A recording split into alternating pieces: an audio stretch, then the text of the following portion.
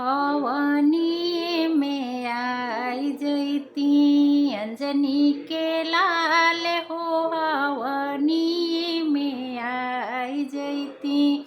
हमारा हवनिया में जानकी जियई है हो। हमारा हवनिया में जानकी जियई है हो। संगवा में आई है उनका कौशल्या जी के लाल हो। हवनी में आई जैती।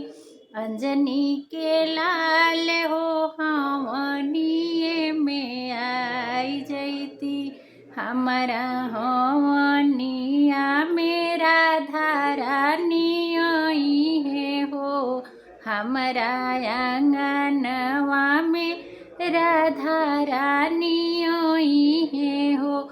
संगवा में आई है उनका यशोदा जी के लाल हो। हवनी में आई जैती। अंजनी के लाल हो हवनी में आई जैती।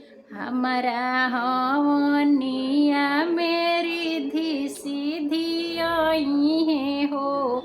हमारा आंगनवा में रिद्धि सिद्धि आई है हो। संगवा में आई है उनका गौरा जी के लाल हो। हवनी में आई जैती। अंजनी के लाल हो हवनी में आई जैती।